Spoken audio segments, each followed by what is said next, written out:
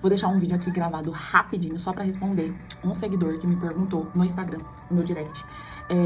E ele me mandou a seguinte questão: Penélope, tô com muita dificuldade. 90% dos meus clientes, das minhas clientes são mulheres e casadas. E na hora de tomar a decisão, ela sempre fala que vai falar com o marido primeiro.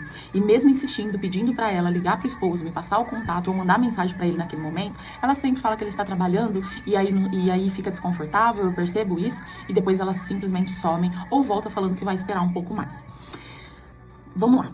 Qual é a minha opinião referente a essa venda? Se você entende que a maioria do seu público é mulheres e casada, você já precisa incluir dentro dessa negociação o cônjuge e descobrir sempre ali na parte da conexão, lógico que depois de passar os valores, lembra que eu ensinei em outras aulas que não se enrola para passar o valor para o cliente, mas quando você entra na conexão, você traz de forma sutil essa pergunta, se ela é casada ou não. E quando ela responde que sim, se você sabe que a maioria são casadas, você vai incluir esse cônjuge, mas de uma forma humanizada, de uma forma que motiva a sua cliente a acreditar que o seu esposo vai te apoiar nesse momento.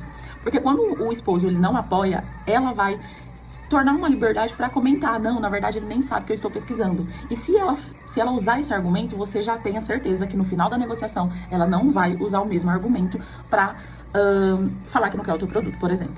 Então você vai começar nesse momento, que bacana, fulana, isso é maravilhoso. A maioria das minhas clientes também são casadas, por incrível que pareça, e na maioria das vezes o esposo sempre apoia. O esposo fica feliz com a decisão da esposa em comprar esse produto, ou da esposa em procurar essa solução, depende muito do teu produto, né?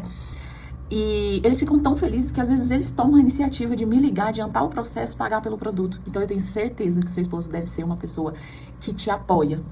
E eu tenho certeza que ele vai ficar muito feliz com a sua decisão.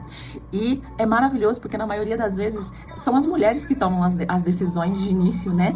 E o esposo, ele sempre acaba concordando. Claro que a gente deve pensar que dentro de um relacionamento existe essa comunicação. Mas hoje em dia a mulher tem pulso. A mulher tem pulso para tomar as decisões e o marido acaba sempre ficando feliz.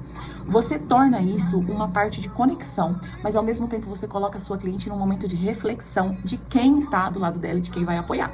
E às vezes você acaba empoderando a esposa a tomar a decisão de imediato, ou pelo menos ela saber um posicionamento na hora de conversar com o seu esposo. E você dá a liberdade dela conversar um pouco mais sobre a situação.